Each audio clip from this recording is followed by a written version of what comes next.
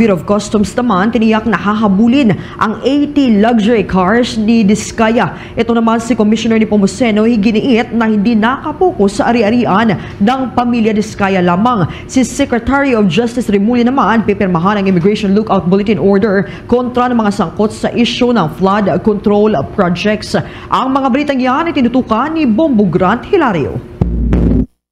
Tiniyak ng Bureau of Customs na kanilang hahabulin ang umunoy kabuang bilang ng mga luxury cars na pagmamay-ari ng pamilya Diskaya. Bagamat mayroong nagsasabing nasa 28, 40 at 80 ang mga bihikulo nito, ani Customs Commissioner Ariel Nepomuceno, sisikapin nilang mahanap ang lahat ng naturang mga sasakyan. Kanyang sinabi na pipiliting mahabol ng kawanihan ang 80 luxury cars na sinasabing pagmamay-ari ng pamilya Diskaya. Ito'y kasunod ng 14 na matagumpay nilang makontrol na siyang kabilang sa kanilang mga hinahanap kaugnay sa implementasyon ng search warrant. So at the minimum, we're looking at 28 dapat.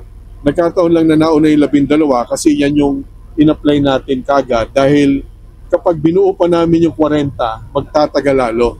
So sa paniniwala ko, kaya inutos ko na yung pag-apply kagad sa 12 kasi buo na yung dokumento niya. Nakita naman natin, isinurrender naman po nila kagad kagabi yung 12 na yun. Ano? So 12 yung minimum, yan yung kasama natin sa search warrant. 28 yung sinabi nilang meron silang luxury vehicles.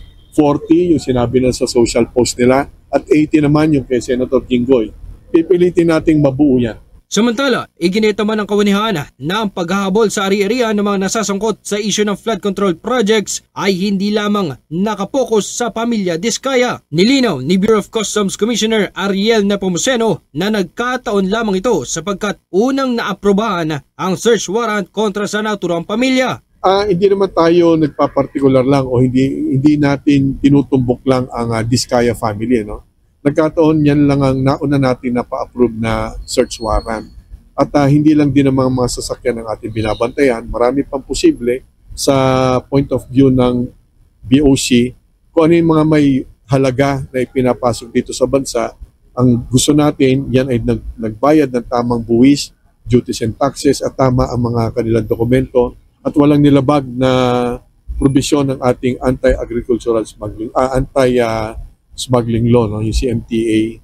Kaugnay pa rito, kinumpirma ni Department of Justice Secretary Jesus Crispin Remulla na kanyang pipirmahan na ang request na ipinadala ni Department of Public Works and Highways Secretary Vince Dizon kung saan aprobado ng kalihim na maisyuhan na ng Immigration Lookout Bulletin Order ang mga individual na sangkot sa kontrobersyal na flood control projects. Pipirmahan ko na mamaya. Kasi ang tendency ng tao, tumakas talaga eh. At the earliest opportunity, tatakas yan. All of them are DPWH employees. Kontratista ba? Saka may kontratista. Mula dito sa lungsod ng Maynila, ito si Bombo Grant Hilario. And this is Bombo Radio Philippines, the #1 and most trusted source of news and information. Bast Radio, Bombo! For the most trusted source of news and information, visit our website at www.bomboradio.com. Follow us on Bombo Radio mobile app, Facebook, YouTube, TikTok, and X, formerly Twitter. Like, share, and stay connected. Anytime, anywhere.